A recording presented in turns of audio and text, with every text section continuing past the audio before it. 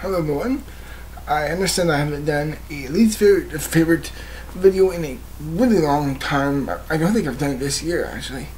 Thinking of it. During the summer I was planning on doing an X-Men one, but I was not satisfied with my take of that, so I just ditched that. And today I'm going to give you my least favorite to favorite of one of the most successful and one of the most well-known superhero franchises of all time, and that is the Spiderman movies, essentially. And I actually own all 5 of the movies here. All 5 of them, because I actually kind of feel proud to own all of them in some kind of retrospective. And I feel like doing my least favorite, of course, least favorite to favorite, logically. And thankfully I have my Venom shirt on right now, which it was a bit wasted in the third time. But let's get right to it.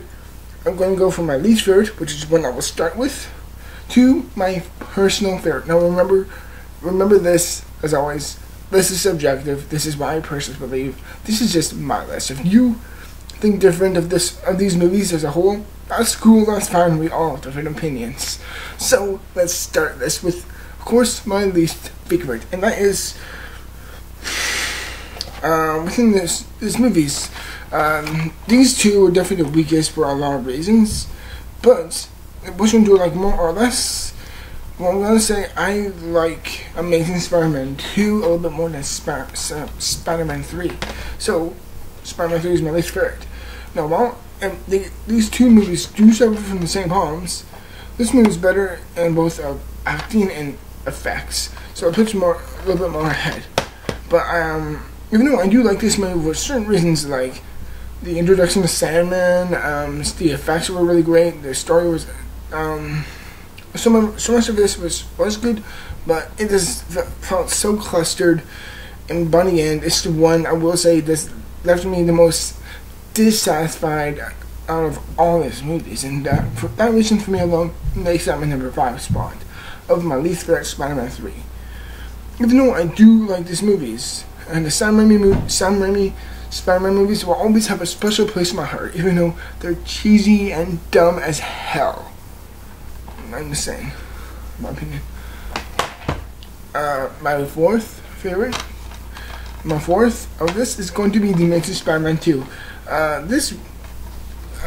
Last year when I made this review, I gave it quite a glowing review. Looking back this again, watching it again today, I actually do see a lot more of the problems, but I do still see a lot of good things. Like, I really enjoyed the story, I really like the acting.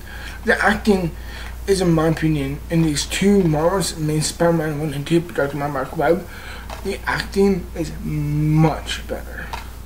And the acting and the effects and the story, really, yes, don't get me wrong, like, these two movies suffered from the same problem. Too many villains. I mean, too many villains. But this one at least gave me a bit more of a, fulfilling ending, and the acting was so much better, and the effects were much more. The effects were much better. The acting was more engaging, and the ending, as weird as it may be, I actually had a lot more of closure. Well, okay, yes, Spider-Man 3 may have the better ending, but at least this one has better effects and story and characters, actually, and acting, and that's why I really like this one more. And when it actually gives you a literal feeling of one's loss of someone they loved so much. Nothing more to say about Amazing Spider-Man 2. Is it as much as everyone else says? Yes, to a certain degree, but I still will fight that I do like it overall. My third is going to be the one that started it all. The original Spider-Man that came out in 2002. This one's, like I was saying before, with like Batman Begins, is that I really think this was a good, fairly decent starting point for the Spider-Man movies, and I really like how it started it off. The way Tobey Maguire portrayed him, and the way it kind of progressed with some silly moments, like the dialogue's really bad at points, the effects are really bad. William Dafoe is a villain that I just cannot take seriously But at the very least, I'm happy it got the franchise on its feet. It's very much like the starting point of the franchise, and I gotta say, it did it fairly well in my opinion. I really, really enjoyed it, and it's like the Sam Raimi, like I said before, these Sam Raimi Spider-Man movies will always have a place in my heart. Well, actually, all 5 of these will, to some degree. Now, the top two by this point, if you're counting, you can tell which one are my top 2. But which ones do I prefer more? Spider-Man 2 or The Amazing Spider-Man? Which one do I like more? Well, my second favorite is going to be Spider-Man 2. Yes, this is not my favorite, although it is my second favorite. And I will admit, of the Spider-Man trilogy, 1, 2, 3 of Sam Raimi's, this, a lot of people say, is the best, and I do agree with that. It has the best effects. Well, actually, Spider-Man 3 has some really great effects.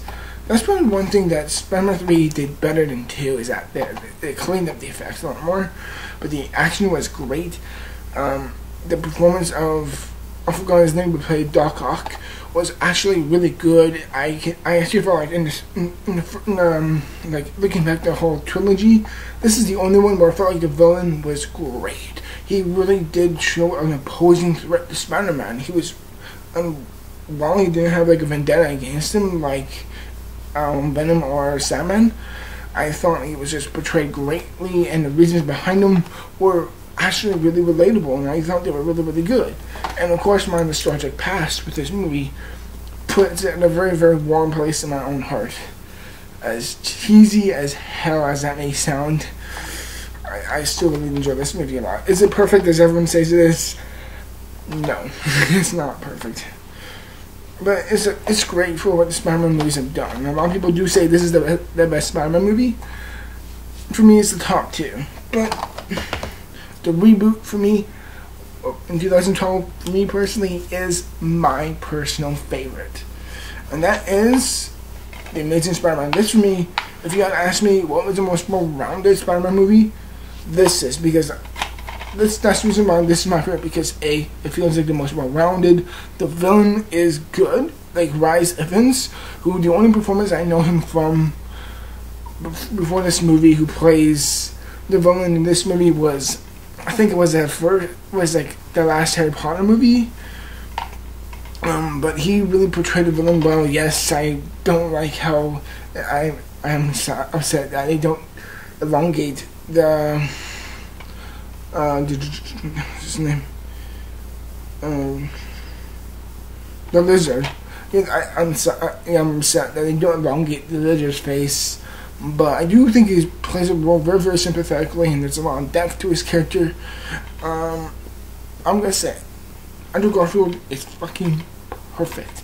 I like the nerdy aspect of Peter Parker, but that's from a certain era in time, and this feels like it's much more updated and much more in today's culture. Granted, it may make it a bit more dated than Tobey Maguire's more nerdy version, but at least this one has more of a bravery feel and a bit more of a feeling that when you look at him, like, you can actually look at him and go, yes, that's the Spider-Man who I want to be like. That's the Spider-Man who I need. He's brave, he's courageous, he's one who really feels like he could just go through anything without complaining or not. And he does it so damn well. The cast is excellent. Martin Sheen, Sally Field, Rhys Ifans, Emma Stone, oh man, what's his name? John Lithgow? No. As Gwen Stacy's dad. It's probably on here.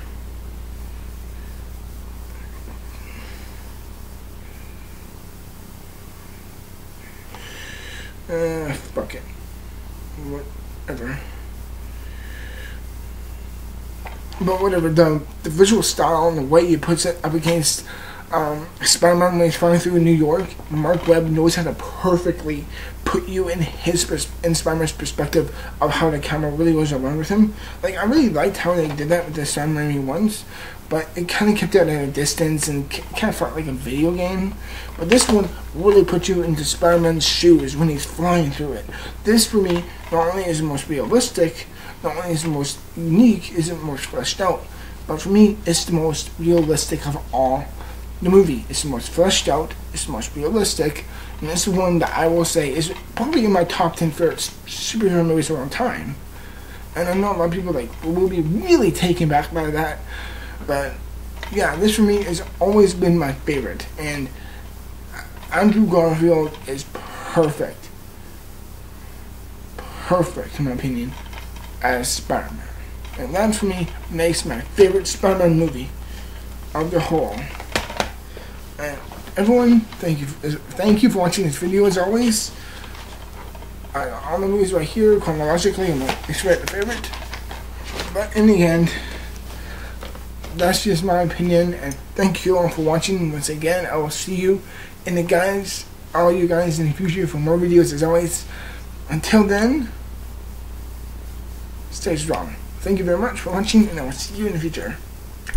I'm out.